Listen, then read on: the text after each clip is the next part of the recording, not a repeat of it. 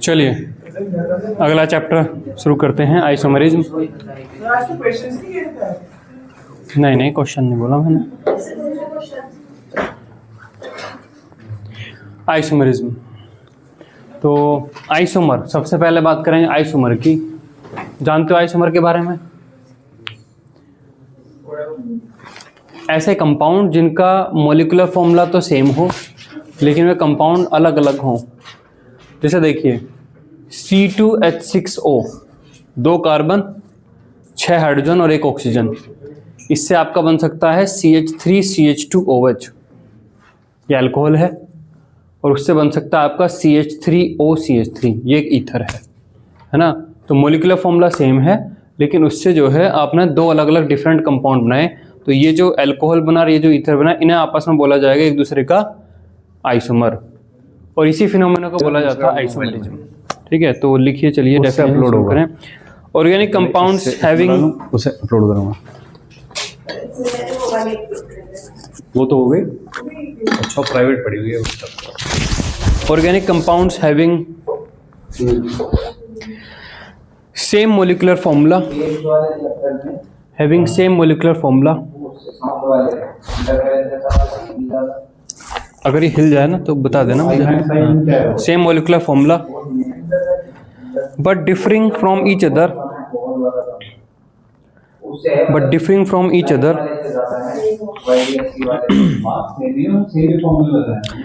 in some physical or chemical properties, are known as isomers,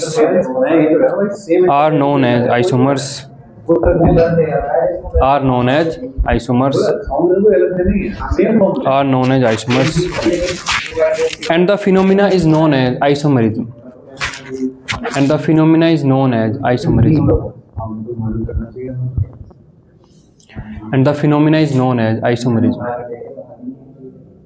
ठीक है, and the phenomena is known as isomerism. तो देखिए जैसे ethyl alcohol,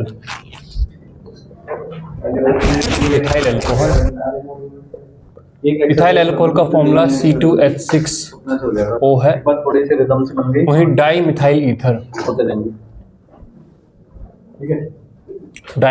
ether, इसका formula भी C2H6O है। लेकिन ये दोनों कंपाउंड फिजिकल और केमिकल प्रॉपर्टी में अलग अलग रेस्पॉन्ड करते हैं, ये अलग अलग हैं। तो जैसे देखिए कुछ प्रॉपर्टीज देखते हैं, जैसे कि इनका मॉलिक्यूलर स्ट्रक्चर।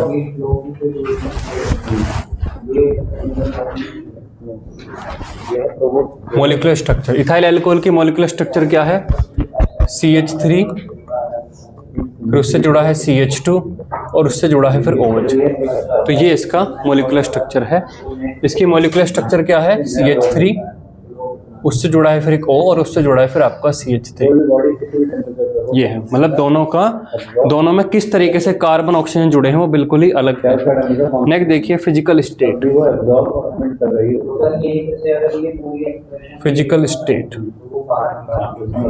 अगर रूम टेम्परेचर पे हम देखें तो इथाइल अल्कोहल किस में रहता है? सॉलिड, लिक्विड या गैस? इथाइल अल्कोहल किस में रहता है?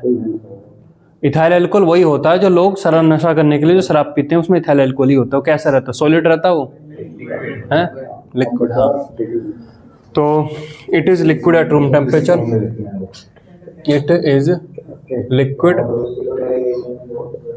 At room temperature. और ये जो डाइमिथाइल ईथर होता है ये रूम टेम्परेचर पर गैस है ना। It is gas at room temperature। ठीक है, अगला देखिए बॉइलिंग पॉइंट।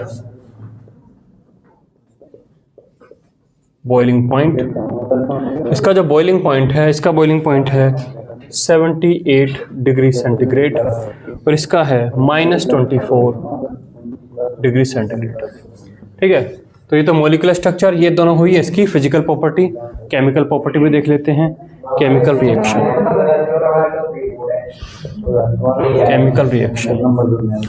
अगर इथाइल अल्कोहल में आप सोडियम मेटल डाल दो तो सोडियम मेटल इथाइल अल्कोहल के साथ रिएक्शन करती है और H2 गैस रिलीज करती है, और अगर डाइमिथाइल ईथर में डाल दो तो कुछ नहीं होगा, है ना।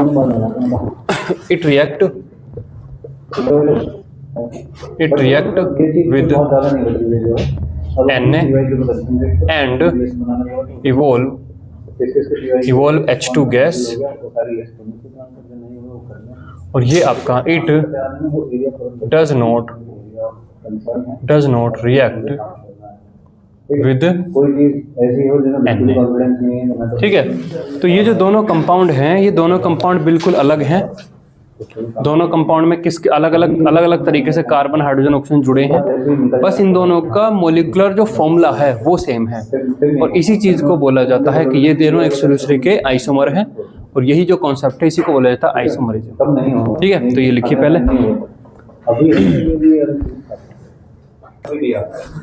ये आइसोमरिज्म जो चैप्टर है काफ़ी बड़ा चैप्टर है और इसमें बहुत सारी चीज़ें हैं, तो हमें एक क्लियर कट रोड में पता होना चाहिए कौन सी चीज़ किसके अंदर आती है ना।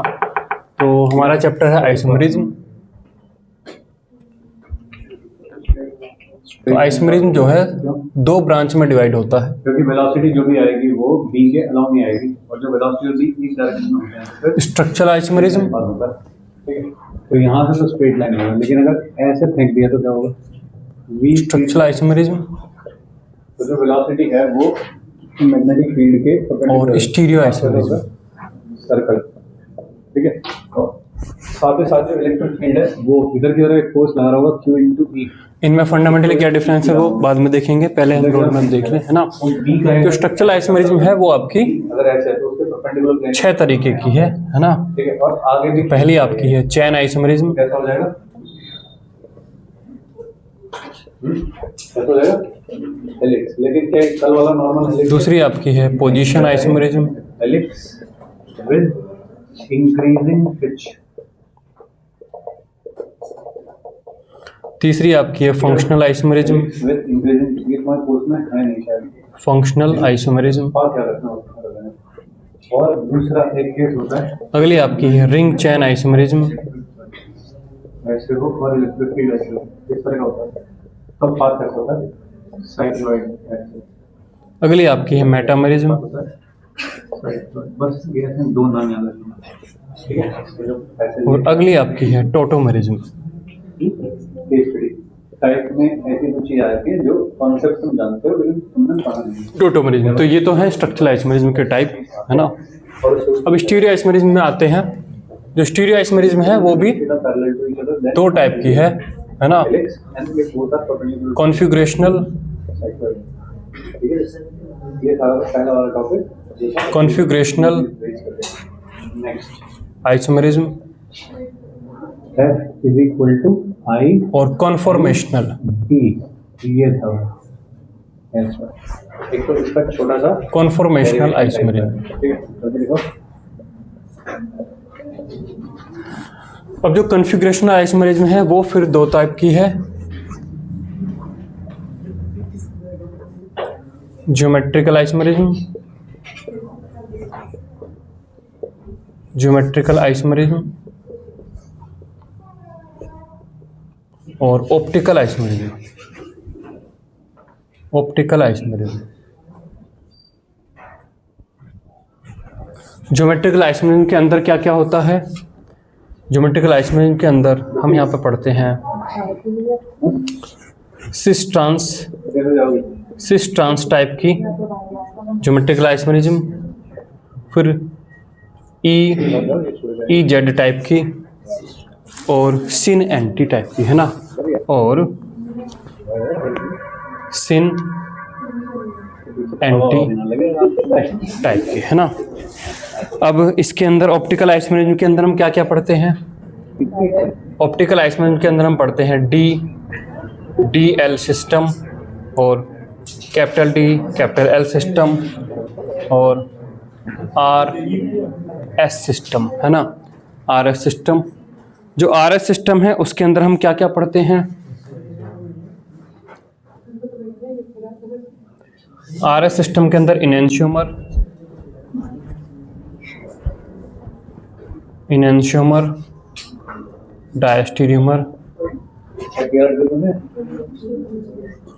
डायस्टीरियमर और मीसो कंपाउंड।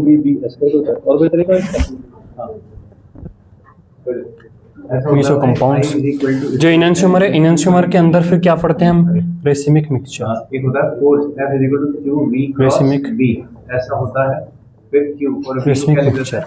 ठीक है, Real by V racemic. Cross V। तो ये सारी चीजें हैं एक आइसोमेरिज्म के चैप्टर में, है ना।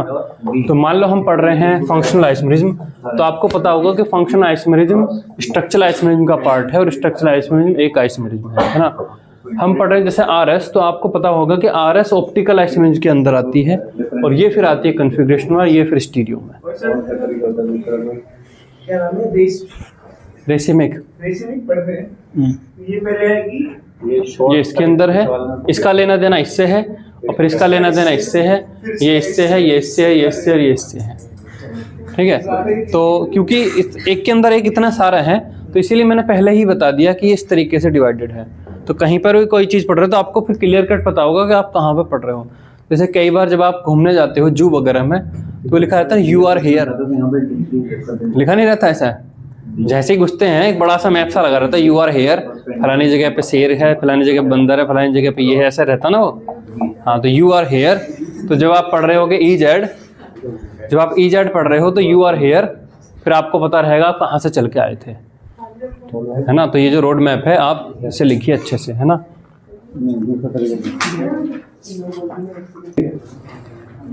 स्ट्रक्चरल और कॉन्स्टिट्यूशनल आइसोमेरिज्म। सबसे पहली है स्ट्रक्चरल या उसी को बोलते हैं कॉन्स्टिट्यूशनल आइसोमेरिज्म। क्या डेफिनेशन होगी इसकी? इसमें वो कहता है कि जो आइसोमर हैं उनका मॉलिक्यूलर फॉर्मूला तो सेम है। मॉलिक्यूलर फॉर्मूला सेम होना तो पूरे आइसोमेरिज्म की ही फंडामेंटल कंडीशन है। मॉलिक्यूलर फॉर्मूला तो सेम है, लेकिन एटम किस तरीके से जुड़े हैं एक दूसरे के साथ वो इनमें अलग होता है ना। तो लिखिए इसमें, in this type of isomerism,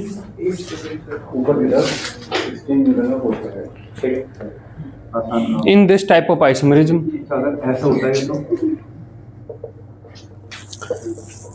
the compounds possessing same molecular formula, the compounds possessing की वैल्यू वही 2 ampere length same molecular formula और B magnetic field but differ in their property, possessing the compounds possessing same molecular formula but differ in their properties, but differ in their properties due to the difference in the linkage of atoms, in the linkage of atoms, in properties due to the difference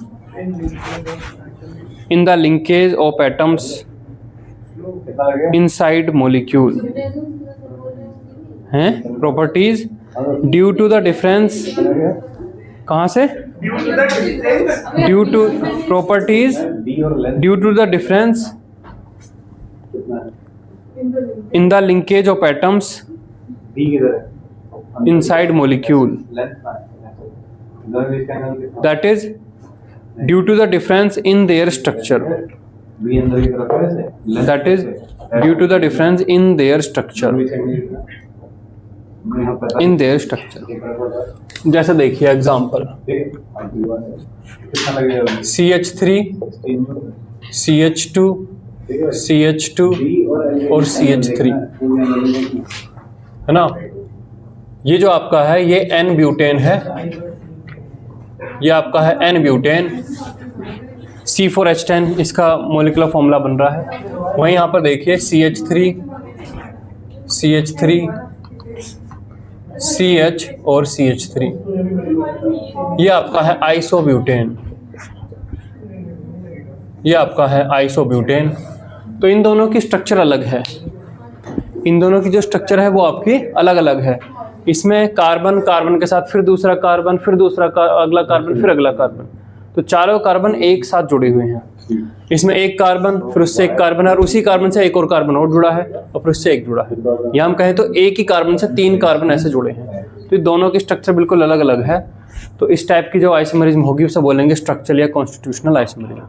ठीक है, ये example बनाइए, फिर आगे हम चलते हैं।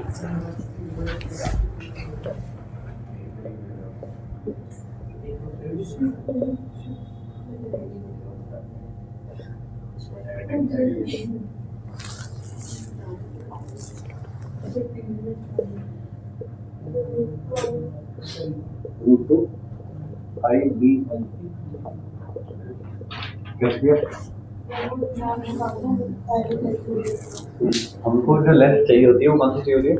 Magnetic field के। चलिए, तो स्ट्रक्चरल आइसोमरिज्म के अंदर हम चलते हैं। स्ट्रक्चरल आइसोमरिज्म में सबसे पहली आइसोमरिज्म क्या है? चैन आइसोमरिज्म, है ना। चैन आइसोमरिज्म को ही चैन आइसोमरिज्म या न्यूक्लियर आइसोमरिज्म या स्केलेटन आइसोमरिज्म इसे बोला जाता है। हाँ, अभी तो रूट मैप तो बनाया था, यू आर हेयर, तो यू आर हेयर तो आप इसके अंदर हो ना। तो चैन आइसोमरिज्म जनरली इसे चैन आइसोमरिज्म या फिर ये भी दो इसके नाम है ना। तो देखिए, हम IUPAC पढ़ चुके हैं। IUPAC में हमने देखा था कि एक पेरेंट चैन होती है। तो यहाँ पर क्या होगा, दो आपके मॉलिक्यूलर स्ट्रक्चर बनेंगी, उन दोनों का मॉलिक्यूलर फॉर्मूला सेम है, लेकिन उन दोनों में जो पेरेंट चैन की लेंथ है वो अलग अलग होगी।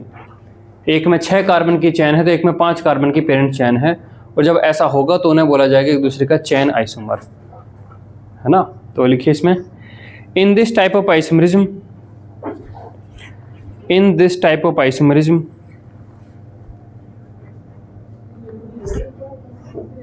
in this type of isomerism the compounds possessing same molecular formula, the compounds possessing same molecular formula but differ in their properties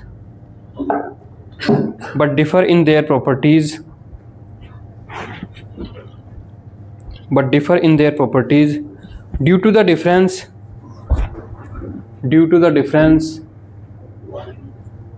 in the arrangement of longest possible carbon chain,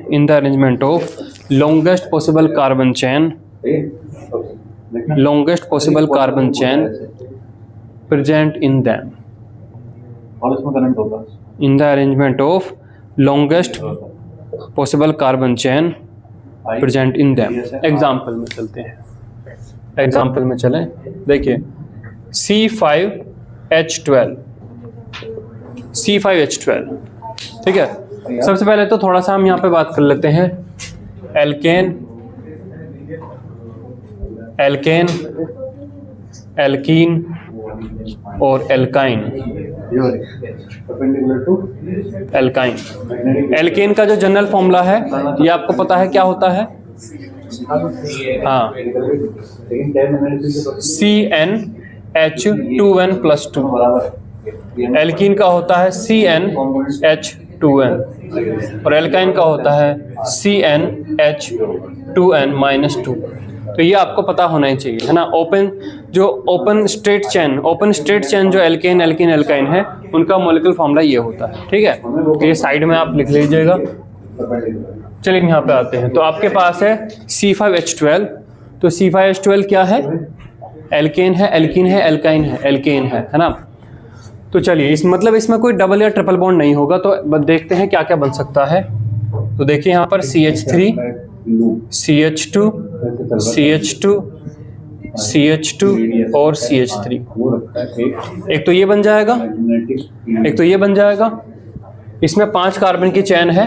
अगला देखिए, CH3, CH, CH3, CH2 और CH3। एक ये बन जाएगा, इसमें कितने carbon की चैन है? 4 कार्बन की चैन है। वहीं पे देखिए CH3, CH3, CH3 और CH3। इसमें कितने कार्बन की चैन है? 3 कार्बन की चैन है ना। और अगर आप इनका IUPAC नेम लिखें तो इसका IUPAC नेम क्या आएगा? पेंटेन। पेंटेन का मतलब है कि 5 कार्बन की चैन है। इसका नंबर क्या आएगा? 2 मिथाइल अगर मैं और लेंथ में यहाँ पर ब्यूटेन। इसका नाम क्या आएगा? इसके फोर्स किधर होगा? 2,2 डाई मिथाइल प्रोपेन। थोड़ा और है। तो इनके नाम से भी आपको समझ में आ रहा है कि इन तीनों में कार्बन चेन की लेंथ अलग अलग है। तो कार्बन चेन की लेंथ अगर अलग अलग है तो वे एक दूसरे के चेन आइसोमर हैं। अगर देखिए C4H8, नेक्स्ट देखिए C4H8। C4H8 किस फॉर्मूले को जस्टिफाई कर रहा है? एल्कीन के फॉर्मूले को जस्टिफाई कर रहा है ना। तो यहाँ पर देखिए CH3 CH2 CH double bond CH2, एक तो ये बन जाएगा 4 कार्बन का सिस्टम। एक देखिए CH3 C double bond CH2, एक ये बन जाएगा आपका 3 कार्बन का सिस्टम। जब आप नाम लिखेंगे तब भी आपको पता चल जाएगा इसका नाम क्या है। ब्यूट 1 इन है। इसका नाम क्या है? 2 मिथाइल प्रोप 1 इन प्रोपीन। आप 1 अगर ना भी लगाओ तो भी अंडरस्टूड है कि क्योंकि 3 कार्बन के सिस्टम में वो यही होगा, किनारे पे ही होगा, है ना, प्रोपीन। ठीक है, नेक्स्ट देखिए C4H7N C4H7N। तो इसकी स्ट्रक्चर ये आएगी CH3 CH2 CH2 और CN, ये एक इसका आएगा। और दूसरा क्या आ जाएगा आपका? CH3 C CN और H और CH3। तो यहाँ पर देखिए 1 2 3 और 4, तो क्या नाम है इसका? इसका नाम क्या है? इस कंपाउंड का नाम क्या है? Butane nitrile. इसका नाम है ब्यूटेन BUTANNITRIL नाइट्राइल। और इसमें कितने कार्बन की चेन है? इसमें 3 कार्बन की है, तो 1 2 और 3, तो 2 मिथाइल और यहाँ पे प्रोपेन नाइट्राइल। ठीक है, इतना लिखिए।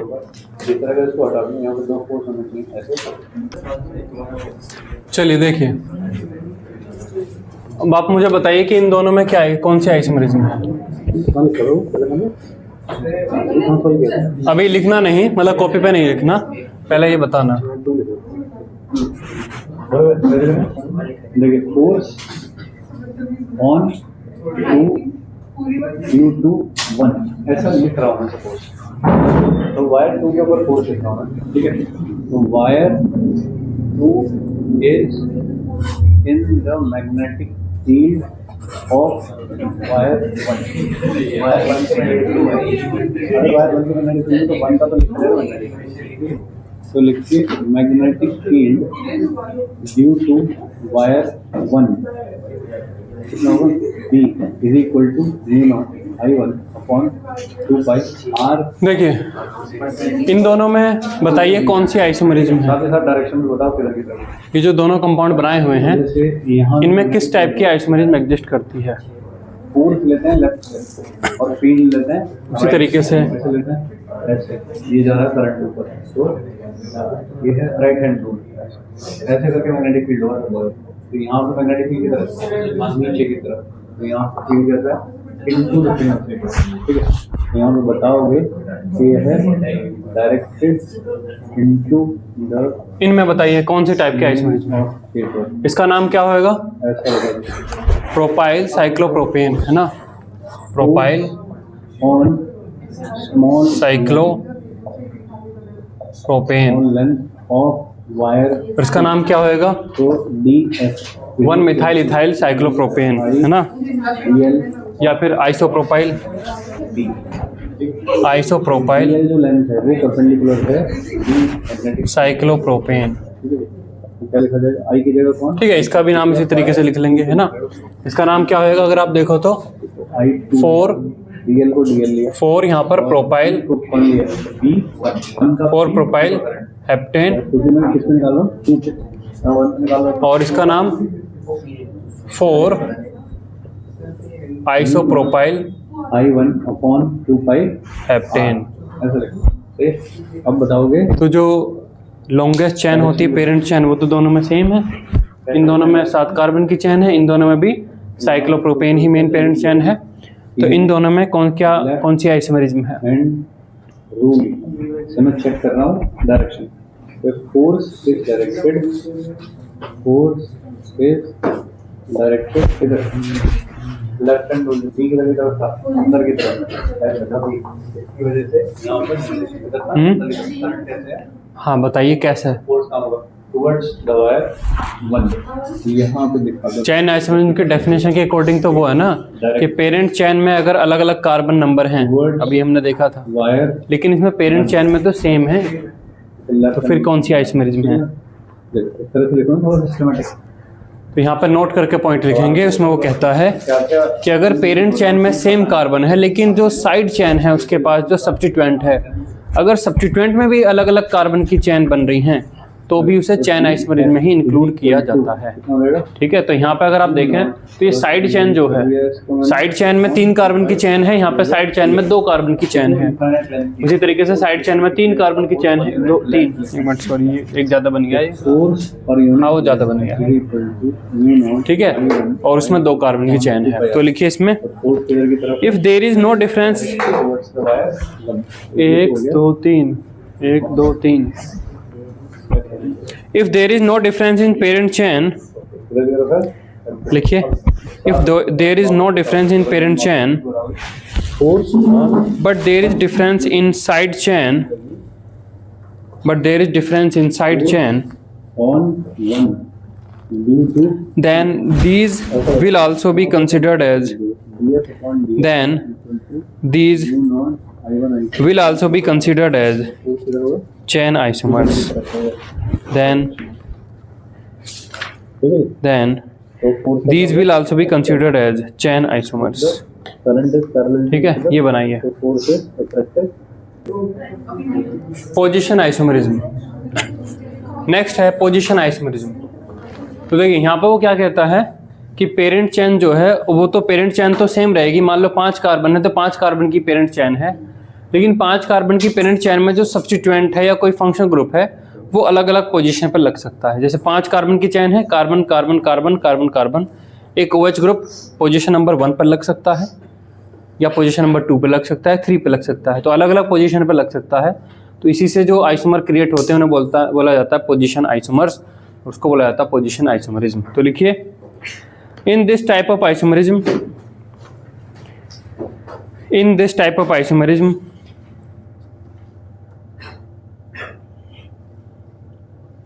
comma the compounds possessing same molecular formula, the compounds possessing same molecular formula,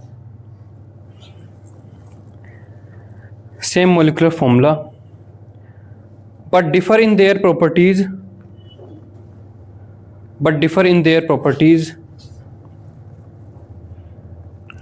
due to the difference, but differ in their properties due to the difference in the position of, but due to the difference in their in the position, differ in the properties due to the difference in the position of either the functional group,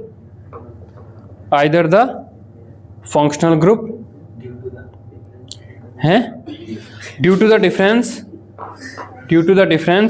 in the position of either the functional group, bracket में लिखेंगे वे वाले functional group जो किसी चैन में कहीं पर भी लग जाते हैं, है ना, जैसे OH, SH, NH2 किसी भी कार्बन की चैन में कहीं पर भी लगाए जा सकते हैं। तो ब्रैकेट में लिखिए OH, NH2, SH,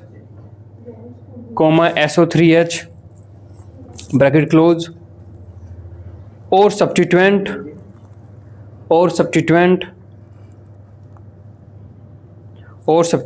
ब्रैकेट में लिखिए, जैसे कि NO2 X, X मतलब हेलोजन, X का मतलब halogen, comma OR bracket close, और आगे लिखिए और multiple bond, C double bond C, comma C triple bond C, और multiple bond C double bond C, comma C triple bond C, और branch alkyl chain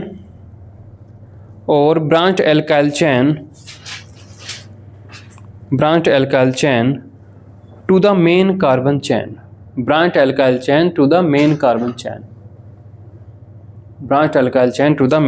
chain, example देखेंगे, जल्दी से मैं करा देता हूँ।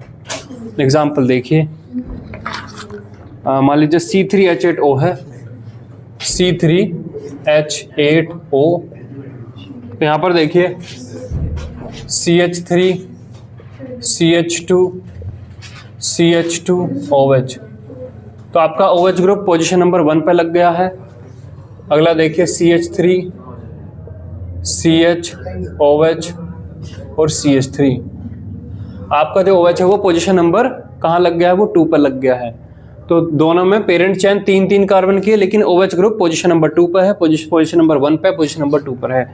नहीं देखिए C6H14, तो C6H14, तो देखिए CH3 CH3 CH2 और CH3, 5 कार्बन की चेन है जिसमें कि जो सब्स्टिट्यूएंट मिथाइल ग्रुप है वो कौन सी पोजीशन पर लगा है, पोजीशन नंबर 2 पर। वहीं देखिए CH3 CH2 CH3 CH2 CH3, 5 carbon की चेन में methyl group as a substituent कौन सी पोजीशन पर लगा है, कौन सी पे लगा है, थर्ड पे। नेक्स्ट देखिए C4H8, तो यहाँ पर देखिए CH2 double bond CH CH2 CH3, 4 carbon की चेन में डबल बॉन्ड कौन सी पोजीशन पर है, फर्स्ट पोजीशन, 1 पोजीशन पर है। वहीं पे आपका CH3 CH double bond CH, 4 carbon की चेन में डबल बॉन्ड कौन सी पोजीशन पर है, हाँ सेकंड पोजीशन पर है। नेक्स्ट देखिए C7H8NO2, तो यहाँ पर देखिए ये आपका है टोल्यूइन पे आपका NO2 कहाँ लगा है, टोल्यूइन है, टोल्यूइन में NO2 लगा है पोजीशन नंबर 2 पर। वहीं टोल्यूइन है, टोल्यूइन में NO2 कहाँ लगा है, पोजीशन नंबर 3 पर। वहीं टोल्यूइन है, टोल्यूइन में NO2 कहाँ लगा है, पोजीशन नंबर 4 पर। ठीक है, वहीं देखिए इधर बना देते हैं C3H6Cl2 C3H6Cl2, तो यहाँ पर देखिए CH3 CCl2 और आपका CH3, इसके पास 2 Cl हैं, 2 Cl दोनों के दोनों कार्बन नंबर 2 पर लगे हैं। 3 कार्बन की पेरेंट चेन है, उसमें दोनों Cl पोजीशन नंबर 2 पर लगे हैं। वहीं हम यहाँ पर इन्हें पोजीशन नंबर यहाँ लगा सकते हैं, CH3 CH2 CH और Cl2, हम इन्हें दोनों को पोजीशन नंबर 1 पे लगा दिया। या फिर हम ऐसा कर सकते हैं, दोनों को CH3 CHCl और CH2 Cl दोनों को अलग अलग पोजीशन पे लगा दिया। ठीक है, या फिर यहाँ पे लगा देंगे CH2 Cl CH2 CH2 Cl, यहाँ पर फिर से पोजीशन बदल गई है। तो ये सारे के सारे जो बनते हैं आपके, ये भी आपके क्या बोले जाते हैं, एक दूसरे के क्या हैं, ये पोजीशन आइसोमर्स हैं, क्योंकि पोजीशन आपकी बदली है।